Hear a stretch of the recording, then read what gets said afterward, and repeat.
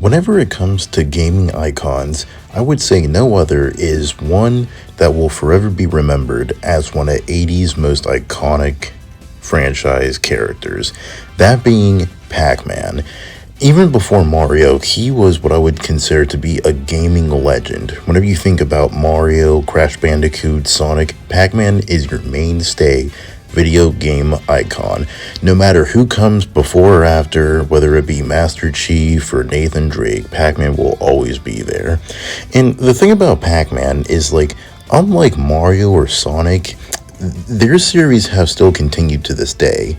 Not to say that they haven't tried, because recently during the Game Awards, where Astrobot had a full sweep, they had a quote-unquote new game be announced, and it is Shadow Labyrinth, which I guess is supposed to be like a dark, twisted, like alternate take on Pac-Man.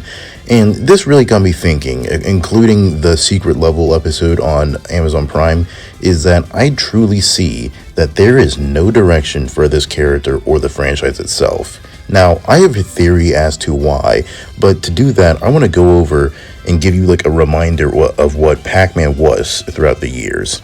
And to do that, we're going to start with his very humble beginnings, being 1980. They're having a party without me. Pac-Man?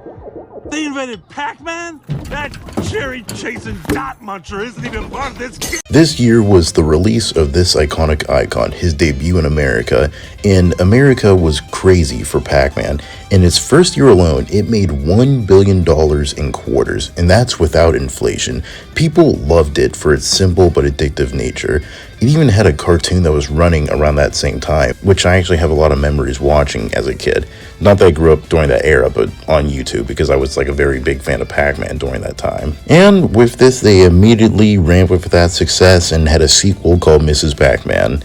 And to easily get this out of the way, due to legal issues, Namco doesn't own the rights to Mrs. Pac-Man, so Pac-Man literally lost the love of his life due to legal issues, so take that as you will.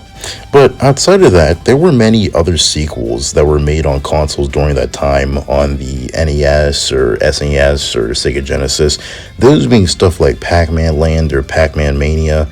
And those were kind of like offshoots that have similar like resemblance to the cartoon, to where there was nothing really like concrete, you know what I mean? Take it as like how Sonic had Game Gear games at that time. Like, yeah, sure, you could say they technically expand upon the world, but like, does it really?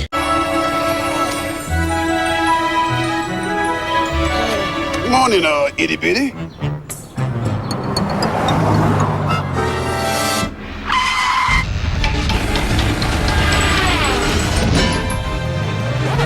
Just what I need. Another little bald guy. Pac-Man's moving up to a whole new world. Pac-Man World 20th Anniversary in 3D. The star's big new adventure. And then after a while, we go into the late 90s, early 2000s, to where we have what is quote-unquote called the World Era, which Pac-Man made his first ever 3D world debut in his first ever platformer, Pac-Man World. And what this did, it's very odd to me, because this is the Pac-Man era I have like the least knowledge about, is that essentially it established its own like world and like characters, but only specific to that. Like, there was no building upon what was originally like created. Like, it had like the characters, the premise, but there was no building off of what came beforehand.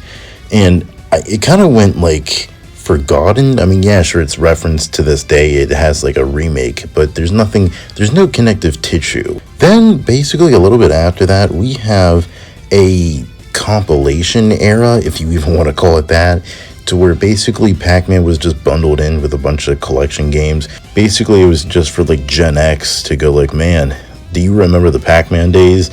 To where they had them on like, you know, like the DS or the Wii or stuff like that, just like collections and like retro bundles. So there's nothing even like there, it's just like remembering the good old days. But then, this is the one I actually grew up with, we have the Ghostly Adventures era, and this was Namco's attempt to reboot the series, and honestly, even with nostalgia, I still loved it. It was a great time to be a Pac-Man fan, at least from my perspective.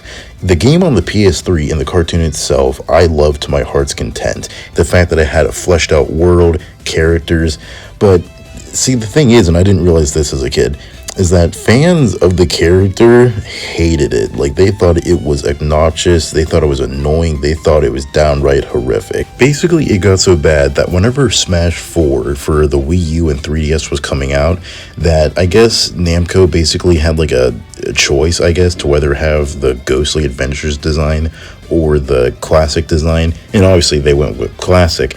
But I think after that they kind of realized like nobody really, at least from like a everyone demographic, didn't really like that, so they kind of ended that era. And it's like very sad because I honestly think they had something going there, like taking out like nostalgia or just like good times on the PS3. I genuinely think that they had a decent world, decent setup, and really not great but okay characters to have something going. Like, I actually remember people were actually pissed whenever they put Ghostly Adventures Pac-Man into the Mario Kart arcade games. They were like, we want classic Pac-Man, we want the real Pac-Man. And I'm like, dude, it's Pac-Man. Like, like, let's be real. Now, to get to this, why I did the history of Pac-Man is because if you look at this throughout all the years, is that Pac-Man has basically become a forgotten relic, and is simply due to the fact that at the end of the day, to the base roots of the series, there is no world, there is no lore, and there are no real characters to have something going. There is no blueprint for this franchise at all, because this is like one of the first arcade games ever. I love this to death, but you cannot tell me for the life of me that there is something to make out of it.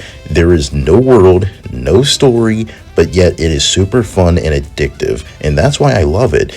But all these companies want to make something out of it just because it's like nostalgic and like there's technically a character there, but that's really not the case. Because to be so real, you can't expand upon something that isn't there. I guess, for example, take Mario and Sonic, for example. No matter how far, no matter how creatively different later games or other media adapt such, there will always be a structure for how things work. Their first games establish characters, worlds, and just the regular basis for what things should be. And they haven't rebranded it ever. Sure, they might have other pieces of media, they might have different like characters or like storylines, but at the end of the day, within the mainline series for both games, there is still a through line and still a connective tissue at the end of the day. I honestly think that the closest that we ever got was Pac-Man and the Ghostly Adventures, and obviously that bombed. So now we're just kind of stuck in limbo to where he's just like this relic of the past. And personally, I don't have a problem with that. I think he's still and will forever be a gaming icon, a true legend, and there's nothing wrong with having him put on the back burner, because honestly, is it that bad that we only see Pac-Man appear in like guest appearances? Like, honestly, is it that bad that he is essentially just a Smash Brothers character? Because it's not like Banjo and Kazooie to where they actually have games and lore, right? Like, it's Pac-Man. Like, let's so like be so real, honestly. I guess my overall point is that I'm completely fine with Pac-Man just being a relic of the past, and I'm fine if they just never touch this franchise ever again. And I think after the Game Awards, I really just felt a certain way about it, and I just really just had to voice my opinions about it. That's really about it. Tell me what you think about like the recent, or I guess overall, franchise of Pac-Man itself. Tell me what you think about it just in general. I guess whatever. I don't know. This is just like a rant video, I guess, about Pac-Man. That's really about it. Don't forget to comment, like, and subscribe. Don't forget to follow me on Twitter and Instagram, Letterboxd. And yeah, that's about it. You're a good boy. Pac-Man's a bad guy?